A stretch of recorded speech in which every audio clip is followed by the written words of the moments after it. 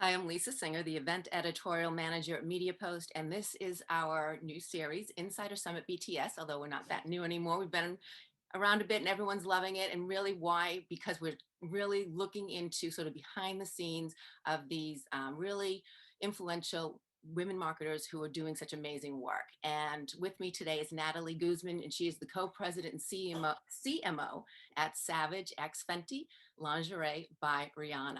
So welcome. How are you, Natalie? I'm good, Lisa. Thanks for having me. Oh, I'm so glad. I mean, as I was mentioning, I sort of skulk the internet looking for women like yourself, and you completely impressed me. And just from all of what you've done, and just talk a little bit. Well, first, actually, even before that, congratulations. You were selected as one of the top 100 women in marketing with Brand Innovator.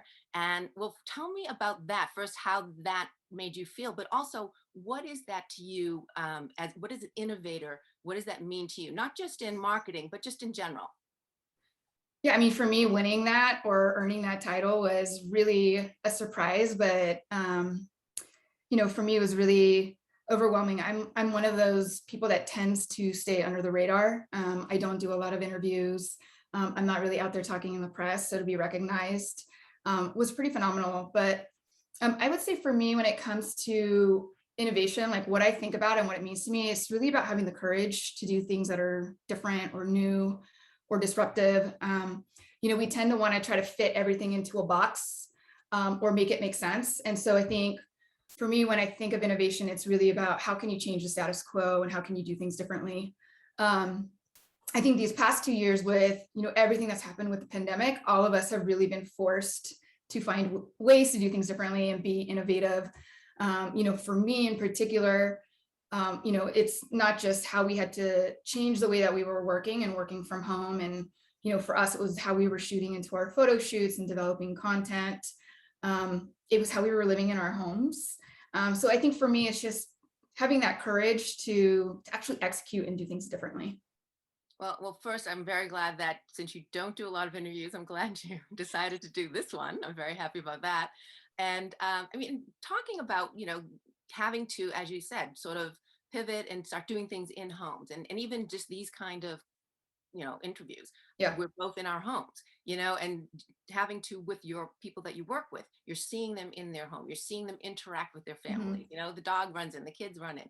Talk about that in the sense of, do you think that, how has that changed you in terms of how you think you'll be working with them moving forward, hopefully once we're maybe not fully back in the office, because I know a lot of people want to Yeah. continue hybrid, but just how do you think the relationships will evolve? I think there's been pros and cons. I think, seeing that personal side of people, like seeing, where they've chosen to set up their office at home, getting to interact with their kids or pets or partners. I think that's been really, fun to kind of see. I think what's been really hard though is you don't have that day-to-day interaction and collaboration. And that's something that's been really important for us and for our culture is that in-person kind of touch point. Like there's a lot of the team that you don't actually get to have that interaction with. So it's been really hard in this kind of work from home environment. It is why we made the decision to go back in a hybrid model come next year. We really want to continue to support people in this work from home environment, but we also we need that in-person collaboration. And I think that's basically probably how we'll evolve and change things is we know that there's still going to be this virtual world, this, doing meetings via Zoom is going to continue. I mean, we've found a lot of advantages out of doing it this way. Some of our photo shoots, they've actually done really well and are much more cost effective for us to be shot virtually, especially when we're leveraging our community. Some of the meetings that we're having specifically with Rihanna, those are can be done virtually. So I think for us, there's that benefit of still being able to connect and communicate in this way that we've learned through the pandemic, which I don't think we would have ever believed would have been possible or that we would have continued to be successful in. But 100%, I think the pros have been, we've just been innovative about how to communicate and celebrate. But like when we get back into the office, I think we're all going to be excited to have that one-to-one kind of in-person connection where you can just pass by somebody's office or desk and check in with them. Whereas now you just can't do that. You have to schedule it. Yeah, no, I agree. And I've always been one that would, when in the office, I go to the actual office to ask my question as opposed to doing instant message. So I'm sure I annoy people, but Yep. I love that, face to face, but Yeah. which is why at least Zoom gives us face to face. I did notice as I'm, looking through your, your what your on LinkedIn page and the jobs you've had, and one of your first jobs was from with DDB DDB. Entertainment. Yeah. Yes, and but they describe themselves as the best idea is the one you never saw coming. So it's sort of the unexpected works.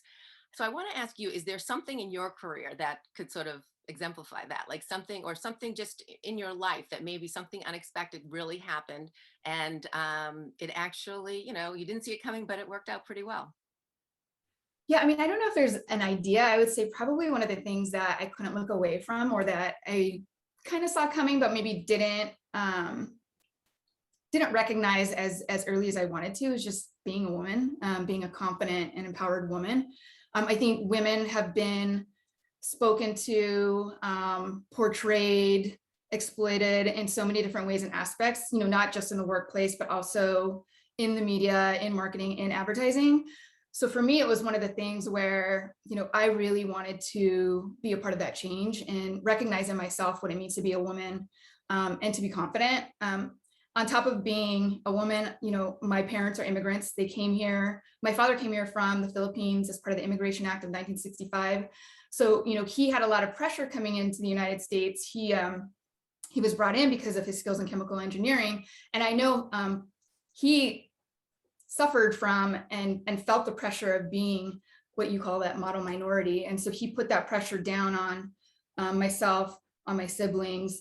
And for me, it was like really hard to see like what that actually meant, how it was affecting me as a woman of color, and in the workplace. And so for me, it was like one of the things that I couldn't look away from is when this opportunity for me to be a part of a brand, with an iconic, strong female founder like Rihanna, who's all about, giving women back that power, to define on their own terms what it means to be sexy and beautiful, to give that confidence. That is something that I couldn't look away from, because that is something that's been so important to me. Growing up, I've always felt like, I should just be grateful that I even exist here, and that I should be so lucky to have had the opportunities that I've had. And, that has to change. Women are, powerful. Women they have a right to be here. They have a right to be heard, and they have a right to be celebrated. And so for me, that is just something that I couldn't look away from, and why I'm just so excited and so proud to be a part of Savage X Fenty. Well, I mean, first, I'm so sorry you felt like that when, growing up, and I'm sure that added so much more pressure on you, not only as a woman, but just wanting to succeed and wanting to know whatever your father sacrificed or went through, that you wanted to then, continue on, and wanting to, again, with women, and really be that voice. It says a lot about you. So I think that's really so amazing. And I want to find out, I guess, how has that evolved? How has that come to evolve your career in terms of when you first started out? Like, what were your first thoughts? I mean, were you still having those insecure thoughts, like you're lucky to get a job? And then how did that evolve as you then, became the position you're at right now, which is an amazing position for, just for anyone, never mind a woman, but a woman who's a little bit younger. That's really impressive. How did you get from maybe that insecurity to where you are today? Yeah, I mean, it was definitely a journey. In the beginning for me, it was, I was very quiet, kind of kept to myself. I volunteered a lot. Like I wanted to learn as much as I could. I wanted to be super helpful. I defined my value by how I could help other people. And I never really kind of stood up and raised my hand, to try to get more or do more. It was just, I was always there to help and be helpful. And so I think for me, like that actually was a big chunk of my career. I was feeling that way. I actually challenged myself coming out of the agency side of media planning and buying into the sales side. And a big part of the reason was is because, interviews, public speaking, those things are super scary for me. Like I was always the one that was like, that was taught, don't speak until spoken to. And so for me, putting myself out there and, presenting, negotiating to like these high level executives, within the entertainment industry in studios, to me, that was super scary. But I forced myself to get out there and be uncomfortable and learn as much as I could. And it's still something that's incredibly challenging for me. But as I've grown, and the connections that I've made, the relationships that I've built, the mentors that I've had, I've been able to build that confidence and really start learning and understanding, the value that I truly do bring, and why I matter and why I'm important. And so, it was actually when I got into the beauty industry, my mentor, a phenomenal woman named Sheenie Wark, she, is somebody that was super inspirational to me. I just saw, how incredible she was as a leader and as a woman. She stood up, she spoke out. And so for me, it was like just learning from example, and just having really great support system. I've worked with a lot of really incredible individuals, Don Ressler, Adam Goldenberg, the co-founders of Textile, who are partners with Savage X Fenty. My partner, Christian Pendarvis. Like, I've just been surrounded by such incredible people and leaders that, I've been able to find that confidence within myself, and just really see what I've been capable of. Which is, to that question you asked earlier, being named one of the top 100, like I was blown away. Never thought something like that would happen for me. Yeah, that's really amazing. And I have to ask though, because you were very, and I hate saying it fortunate, because you put the work in, you deserved it, and you had these people surrounding you who then could see how you deserved it and help you shine. Talk about the young, the 20 something, woman of the woman of color, the woman maybe who was an immigrant or an immigrant's child, who maybe has those same kind of insecurities you had early on. What is it? What would you tell them? You can't obviously always find that mentor. You can't always find that person who's going to see in you and help you get to the next level. Is there something you would sort of advise to that person? Yeah, I mean, it sounds so cheesy, but it's like, really believe in yourself. I always thought that there was somebody out there that could do it better, or had a better idea or better perspective, which, that very well may be the case. But, for me, I think I do have a lot of expertise and experience. And, when I do look back and I actually see like where I started, which was on the bottom as an administrative assistant at an agency, to, where I've grown into today. I never aspired to be a president or a CEO. For me, it was always just about finding that passion, purpose, being excited about showing up to work every day, doing something really cool and fun. So I would say, like, for me, it's like kind of know what it is that you want, and don't ever hesitate to go after it, and just believe in yourself. Yeah, no, that's true. And I think what you said about having that passion for it, because that will give you more confidence. If you truly believe in Yeah. something and then you pursue that, it will be easier to sort of say, no, this is right, rather than questioning everything you move, everything you do. Yep. 100%. Well, I want to go off a little bit more light, in terms of, I've been wanting to ask people, what era, if you could live at any time period, when would that be? That's a really hard question. I mean, I wish I could have experienced every era just a little bit to be able to make a good decision on that. I grew up in the 80s and the 90s. And while my entire career has been built on digital, in the digital sphere, the parts that I love the most about growing up in that era is, things that we take for granted now. Like, I remember loving listening to records, vinyl records, going to parties, and DJs would be hauling their turntables and crates full of actual vinyl records. I loved making mixtapes, slow jam tapes. I think it's just like, that was such an era where it was just so fun. Like, you weren't always so connected. I would go out there in the neighborhood playing with kids. It's just very different today. And as much as I love technology, as much as I love being in the digital world, there was just something so nostalgic about, like, going to Blockbuster Video on the weekends and like scouring for like the next movie that you're going to watch on DVD. So it was just like, I think that time for me was just really precious. So Mhm. I could live in the 80s and 90s Yeah. forever. No, I agree. It's my friends I used to sometimes leave my phone at home because I'm like, I miss the excitement of going home wondering if you had a message. You know what I mean? Like, it's like I always know, or you know, so I do. I completely can get what you're saying. Yeah. Um, Now, when you talk about, I mean, obviously everything has become so digital, and now we hear about things so much more quickly. We're connected more, especially with social, which in so many ways is great. But in other ways, we see a lot of negativity. We see a lot of, just horrible things. Especially we've been seeing these past year towards Asian Americans, with then Yep. also with having wanting this is people just wanting more inclusivity and talking about that. And I think consumers are looking for it more. I hope it's not a bandwagon kind of thing. I think we've had these starts before, but just talk about that in terms of what's the responsibility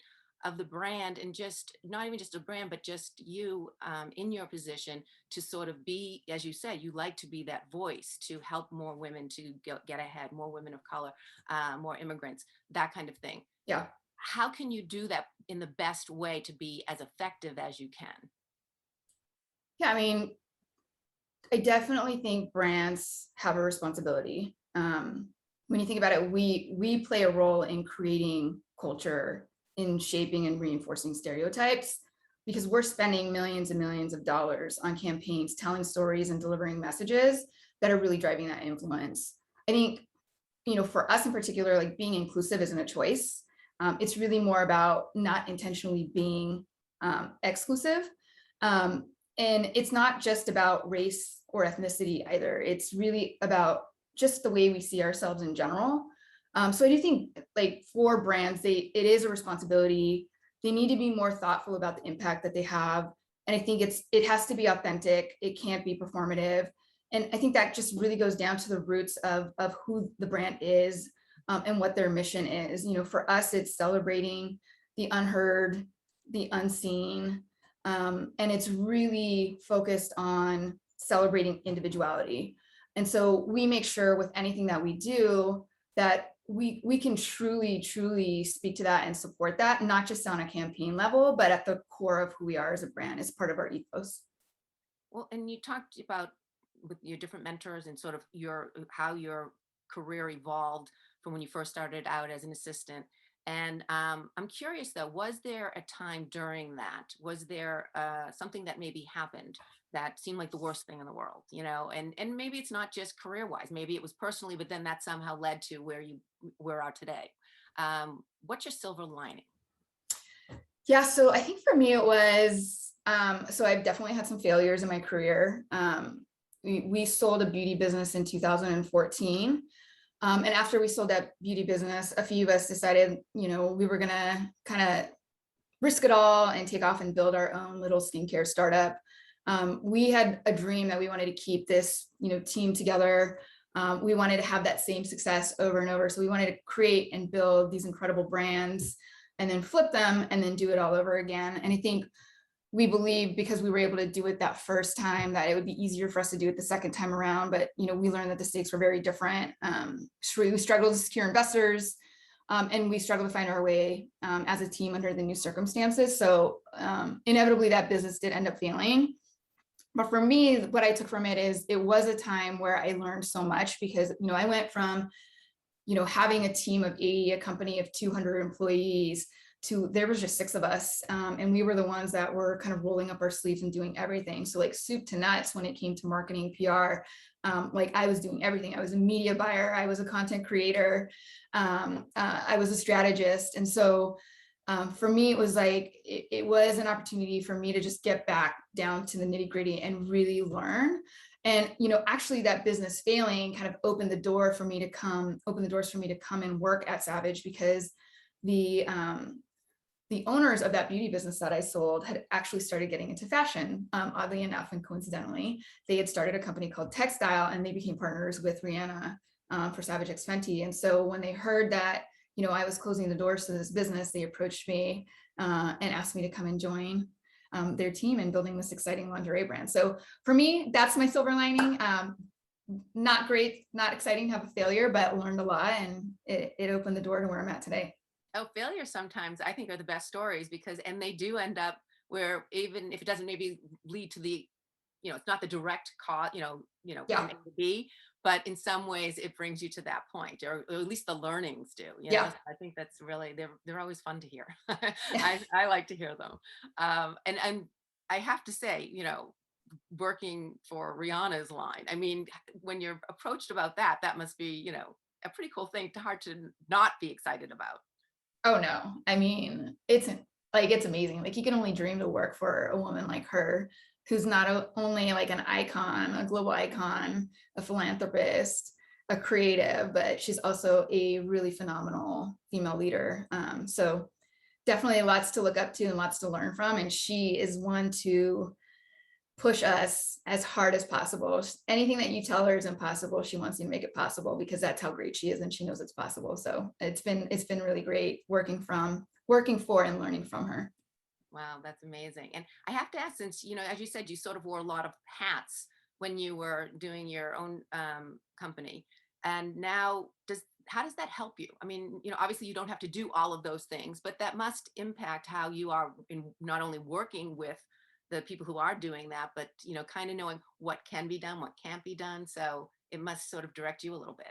Yeah, I mean, I think it really helps when, when I'm working with my team and understanding like how we're going to execute, how we're going to prioritize, what goes into it, what the expectations are. For me in particular with that company, like I had to figure out how to buy media. And a big part of how we've been able to grow Savage X Fenty is in, how much we've been able to scale our media spend and drive customer acquisition. And so for me, it's like it's allowed me to like really understand the different buying strategies and how it works to make sure that we're able to acquire as many customers as possible. And I can work with my team, and I can understand what it takes in order to execute on that. Yeah, and they must appreciate that as opposed to saying, okay, you can do this, and you're like, no, we can't. Yeah. That, okay, no, that isn't, or that is something you can do. All right, I want to ask you now about just guilty pleasures. What is, on your, maybe it's not even a daily thing, whatever, but it's your little time when you want to just watch something or eat something or whatever it may be. Yeah, I mean, I online shop way more than I should. I literally have like 5 apps that I open up every single day to see what's new. I just love discovering new products online. But I think for me, the guilty pleasure I love the most is I have a 10-year-old little boy. His name is Mason. And we have these nights that where we do something special, which is called our movie popcorn nights. And basically we try to stay up as late as possible and watch as many movies as possible and eat as much popcorn as possible.